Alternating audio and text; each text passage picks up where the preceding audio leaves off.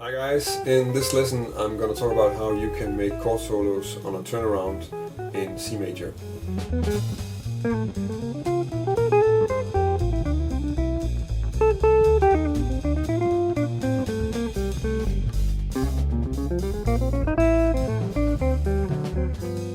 The turnaround is of course a very common progression in jazz standards, and by turnaround I mean in the key of C, C major, A7, D minor and G7. So basic 1, 6, 2, 5.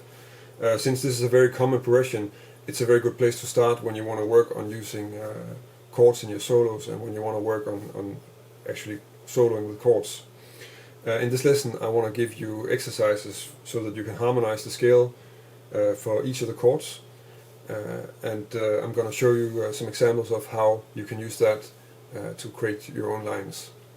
To keep it a little bit simpler, just to start out, I limited all the voicings so that they're all on the middle set of strings, so that means the D, the G and the B string.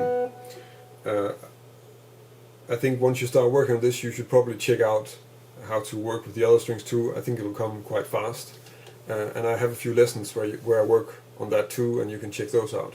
So the first exercise is to harmonize the C major scale, which for all the exercises the C major scale is just on the B string, so basically that scale, using a D minor 7 chord. That will be this.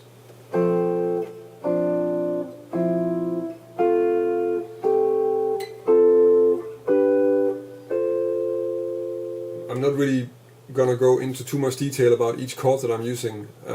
If you want to check that out, I have other lessons on chord soloing that you can check out, and you can also check out my lesson on using triads for jazz chords, because most of the time the voicings that I'm using are actually triads. So I'm using, well, just to shortly demonstrate, the first chord I play is an F major triad, which is of course a D minor 7 without a D.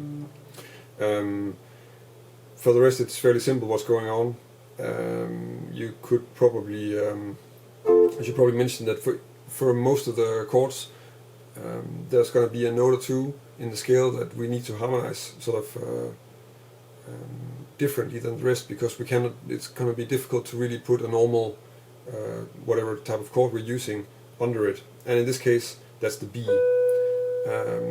For my taste, when I'm playing these sort of very more traditional progressions like turnarounds, I don't really like the minor 13, which you would get if I was to put a D minor under the B.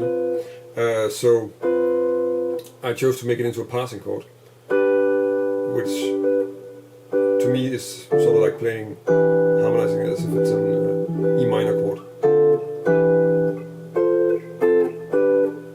So that voicing is in fact not really a D minor voicing. Okay, so that's the first exercise. The next one is G7, so that will be this.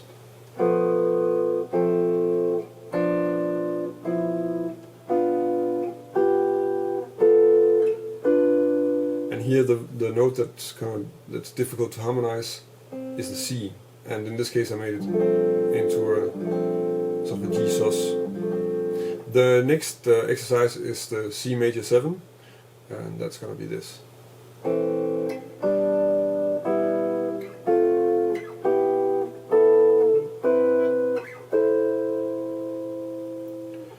And in this one, well, the F is hard to harmonize, so I harmonize that with a D minor. Basically the same idea, it's like a diatonic passing chord. And it works well if I'm moving up the scale and I was to do that like... We couldn't anyway, melodically it doesn't really make too much sense to have this note on the C chord anyway, so it's always going to be something that's just going to be passing. It's not a note we're going to land on. The last one is the A7, which of course A7 is not a diatonic chord in C major, so I'm using the harmonic minor scale. I'm using a D harmonic minor because it's an A7 that resolves to a D minor, and if I harmonize that scale with A7, then that would be this.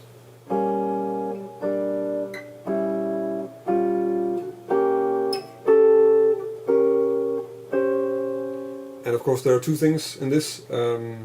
Again, the fourth degree, we can't really, this is a bit not really what we're looking for in this context. So when I want to harmonize the D, I make it into a sus chord.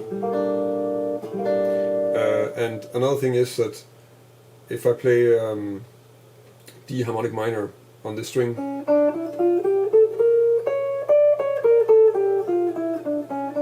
it doesn't actually have a C, and my top note is a C. That's because most of the time I find that if I have the flat 9, I can also use the sharp 9. So it's almost like I'm playing a scale that's sort of with an added note here, with a C. I use that quite a lot, and I think you'll also find that if you check, for instance, Joe Pass solos, that he uses sort of the combination of the sort of harmonic minor flat 9 with a sharp 9 in there a lot. It's a common thing to do. So I chose to also just do that and harmonize it in the exercise. So now we have the 4 exercises, and we can start looking at how you can put them to use on a turnaround in a chord solo. So here's the first example.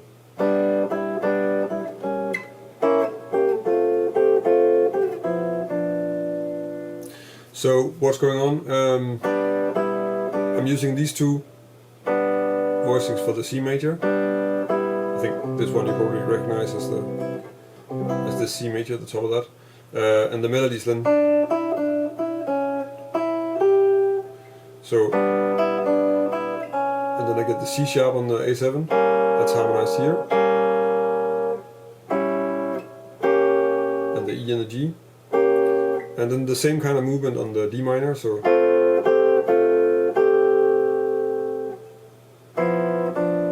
And this on the G7.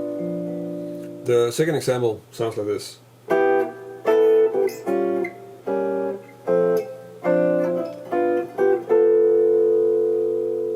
So the melody is sort of, it's coming out of basically this shape actually, which is another C major shape that you already know.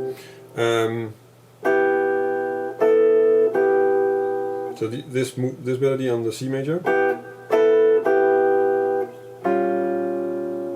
going down to this A7 flat 13, down to the A7 with the C sharp in the melody, and then basically the rest of this is just running up the scale. So on the D minor, starting with C in the melody, and then D, E, and then on the G7, F, G, and then A. The third example sounds like this.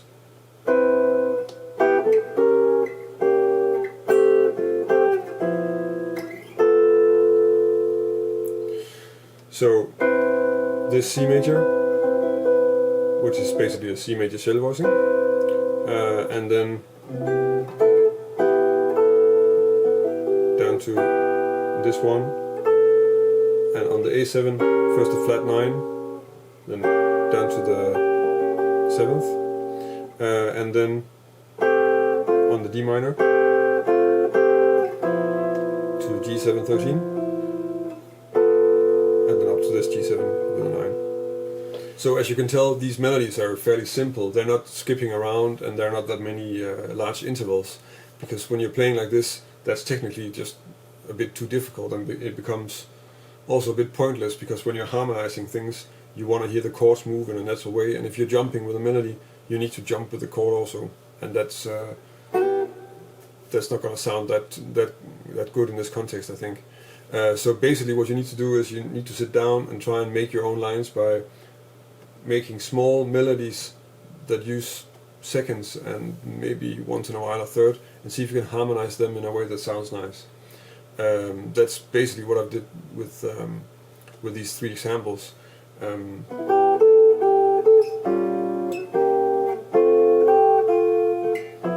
Which is also one of the reasons why there's a lot of stuff where you're moving between the same 2 notes, or you're moving stepwise in the scale. So that's the best strategy when you're trying to make your own stuff for this. And once you have that in your system, you can start just maybe improvising more freely and adding the other string sets and working like that to get it developed more. In any case, this was the first lesson that I made for Jazz Guitar Online, and I'm very happy that they asked me to make a lesson. So it's nice that they're going to send it out to a lot of people that don't know me and the stuff that I do. I hope you can use it. You can go to Jazz Guitar Online and subscribe to their newsletter if you want to stay up to date with the lessons that they make. You can of course also go to my website and subscribe to my newsletter if you want to. I make a lesson every week. You can also subscribe to my YouTube channel. And of course, if you like this video, then please like it here on YouTube.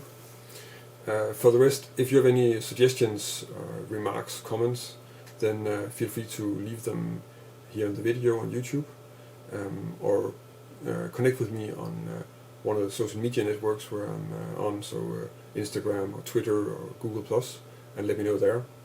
And thank you for watching.